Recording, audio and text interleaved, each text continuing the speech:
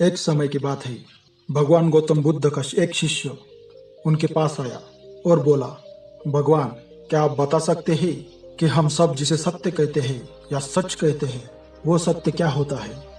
मैंने सुना है कि आपको सत्य प्राप्त हुआ है, पर मैं यह समझ नहीं पा रहा हूँ कि यह सत्य क्या है।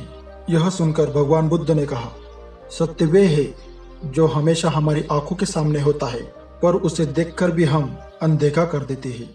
यह कहकर भगवान गौतम बुद्ध वहां से चले गए। उस शिष्य को अभी भी यह समझ नहीं आ रहा था कि सत्य क्या है। वह शिष्य पहले ही एक गरीब किसान था, तब उसके पास कुछ भी नहीं था सिवाय एक हल के अलावा। वह हमेशा ही दुखी रहता था। भगवान बुद्ध ने तो अपने शिष्यों का जीवन सुधार दिया है, मुझसे अच्छा तो भगवान बुद्ध के शिष्यों का जीवन है। यह सोचकर ही वह सब छोड़कर बौद्ध भिक्षु बन गया था। लेकिन उसने अभी भी खेती में इस्तेमाल किए जाने वाला हल छोड़ा नहीं था। वह उस हल को लेकर अपने साथ बौद्ध विहार ले आया था और बाहर वाले पेड़ पर उस हल को टांग दिया था। कुछ समय बाद वह बौद्ध भिक्षु इस भिक्षु जीवन से उब गया था। उसे वहां से दुख ही दुख दिखाई दे रहा था। उसने सोचा कि मैं जहाँ पहले था वहां भी दुखी था, यहाँ भी दुखी हूँ।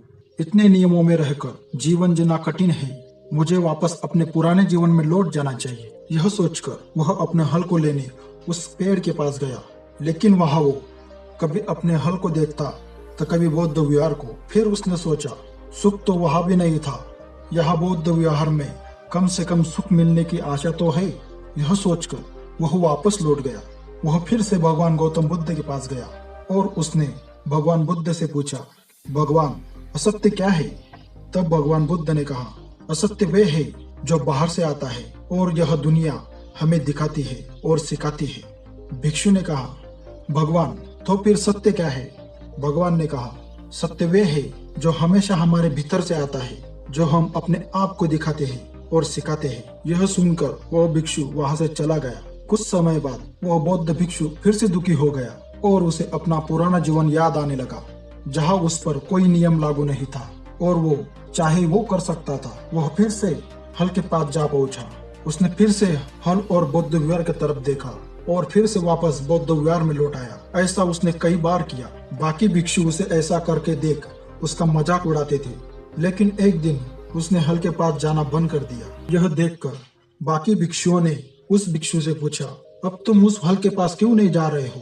तब उस भिक्षु ने कहा, मुझे सत्य मिल गया है, अब मुझे उस हल के पास जाने की कोई जरूरत नहीं।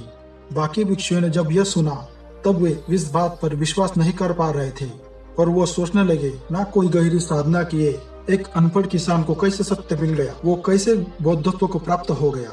यह बात लेकर सभी बौद्ध भिक्षु भगवान बुद्ध के पास पहुंचे और भगवान बुद्ध से कहा, भगवान, वह किसान भिक्षु असत्य कह रहा है। उसे आए अभी कुछ ही दिन हुए हैं, फिर वो कैसे अपने आप को बुद्धत्व को प्राप्त हुआ ऐसा कह सकता है? तभी भगवान बुद्ध ने कहा, वह मेरा शिष्य सत्य कह रहा है। उसने स्वयं की समझ और अपने भीतर के ज्ञान से बौद्धत्व को प्राप्त कर लिया है, सत्य को जान लिया है। तभी भगवान बुद्ध ने उस शिष्य को अपने पास बुलाया और कहा, बताओ अपने प्रिय भिक्षु मित्रों को कि सत्य क्या है। तब उस भिक्षु ने कहा, मेरा मन हमेशा विचलित रहता था, इस वजह से मैं हमेशा दुखी रहता था। जब भी मुझे ऐसा लगता था कि मेरा पुराना जीवन अच्छा है, तब मैं अपने हल के पास चला जाता और जब मुझे पता चलता कि मैं पुरानी गलती दोबारा करने जा रहा हूँ जो मैं पहले से ही कर चुका था, इस प्रकार बार बार मेरा मन विचलित होता रहा और मैं बार बार इस हल को लेकर पुराने जीवन में लौट जाना चाहता था और बार बार इस हल की वजह से ही अपना पुराना जीवन याद आता जाता, जहाँ मैं बहुत दुखी था।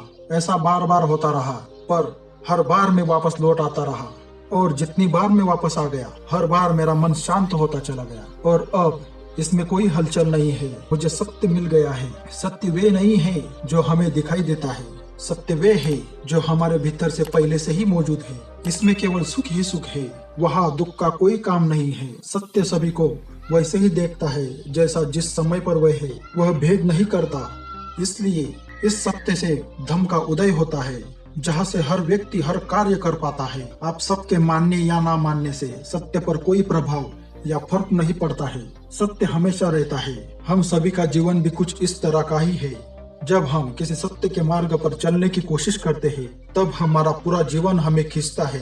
हमारा मन हमें लालच देता है, जो हमें दिखाया जाता है वह हमारे पैरों की बेड़ियां बन जाता है और हम अपने इस झूठे जीवन से दूर नहीं हो पाते। इसलिए हमें सत्य की राह पर चलना चाहिए। इससे हमारे जीवन में सुखी सुख होगा, हमारा मन विचलित नहीं होगा। उस बुद्ध भिक्षु की यह बातें उन अन्य बौद्ध भिक्षुओं को समझ आ गई थी। उन बौद्ध भिक्षुओं ने उस भिक्षु से माफी मांग ली और वो भी सत्य की राह पर चलने लगे। दोस्तों, आशा करता हूँ कि यह वीडियो आपको अच्छी लगी है। वीडियो को लाइक एंड शेयर करें, इस चैनल को सब्सक्राइब करें।